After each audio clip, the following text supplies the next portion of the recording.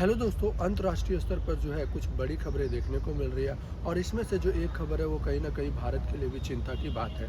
उसमें जो सबसे बड़ी खबर देखने को मिल रही है कि जो श्रीलंका ने और श्रीलंका के जो प्राइम मिनिस्टर और प्रेसिडेंट जो है उन्होंने चाइनीज वेसल जो कि वांग 5 था कहीं ना कहीं उसको इजाज़त दी है एक्चुअली कोलंबो पोर्ट पर आने के लिए। लेकिन उसमें भारत का जो कंसर्न था कि कोई भी सर्विलांस वगैरह नहीं होना चाहिए।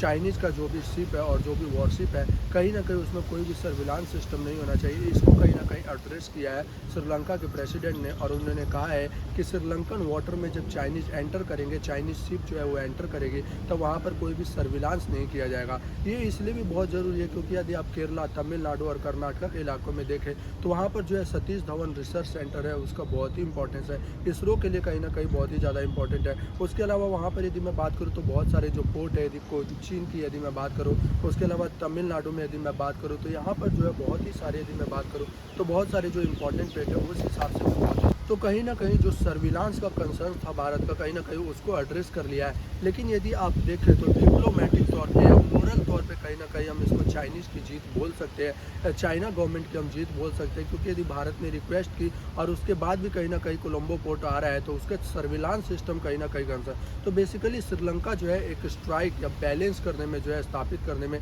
कहीं ना कहीं कामयाब देखने को मिल रहा है। उसने चाइनीज़ वेसल को अभी आने दिया अम्बनटोटा पोर्ट पर, जिससे चाइना के साथ भी रिलेशन जो है वो ख़राब ना हो। उसके अलावा यदि मैं बात करूँ तो भारत का जो कंसर्न था एक्चुअली सर्विलांस को लेकर उसको भी कहीं ना कहीं एड्रेस किया है। उसी के बीच में एक्चुअली क्या हुआ है कि भारत ने जो है डॉर्नियर एयरक्राफ्ट 228 कहीं ना कहीं श्रीलंका को दे दिया है। एक्चुअली श्रीलंका ने दो एयरक्राफ्ट की जो है 2018 में मांग की थी।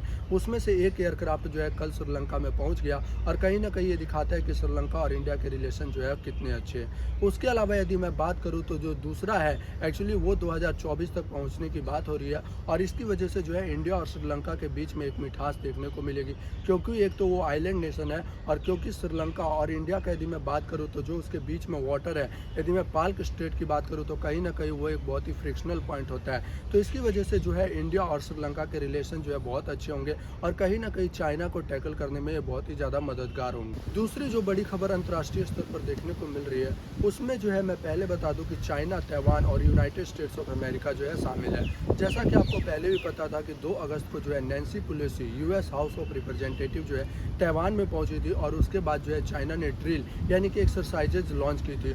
उसके बाद क्या है कि यूनाइटेड स्टेट्स ऑफ अमेरिका ने जो है एक और प्रोवोकेटिव स्टेप लिया है। तो उसमें क्या हुआ है कि यूनाइटेड स्टेट्स ऑफ अमेरिका ने जो है अथॉरिटीज़ की एक डेलीगेशन जो है दोबारा ताइवान में भेज दी है। इसी पर क्या हुआ है, चाइना दोबारा से बिफर गया और उसने जो है नई एक्सरसाइज और नई ड्रिल्स की बात जो है ताइवान में कर दी है। हालांकि अभी तक ये पता नहीं है कि उसने एक्चुअली शुरुआत कर दी है या शुरुआत करेगा। एक्चुअली पिछला जो ड्रिल था वो कहीं ना कहीं ख़त्म हो गया था ताइवान के ऊपर से, लेकिन उसके बाद जो है नए ड्रिल्स और नई एक्सरसाइजेज की जो है बात हो रही है। उसी के बीच में यदि यूनाइटेड स्टेट्स ऑफ अमेरिका की बात करो तो उसने साफ साफ कहा है कि हम जो चाहते हैं मामले को पूरा पीसफुली तरीके से रिजॉल्व हो सके और ताइवान का यदि पूरा हक है कि यदि कोई उस पर अटैक कर रहा है तो वो अपनी रक्षा कर सके।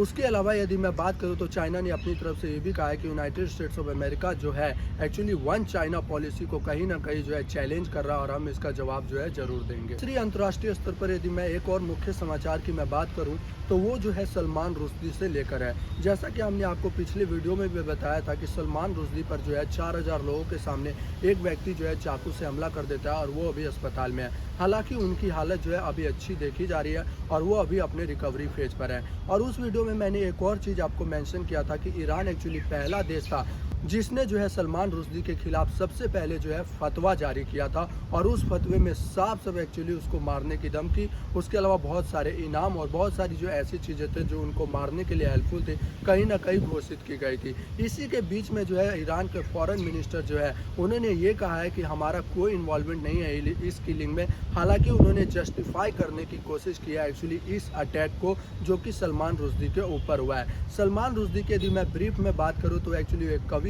राइटर और उसके अलावा यदि मैं बात करूं तो वो बहुत ही अच्छे एक्टर भी थे। इसकी बात जो है एक्चुअली मैंने पिछले वीडियो में भी की है, आप उस वीडियो को भी देख सकते हैं, लिंक जो है मैं डिस्क्रिप्शन में डाल दूँ। ये थी अंतर्राष्ट्रीय स्तर पर 3 मुख्य समाचार। ऐसी ही वीडियो के लिए हमारे चैनल द हिंदी समाचार को शेयर, सब्सक्राइब एंड लाइक करते रहे। आपका बहुत बहुत धन्यवाद।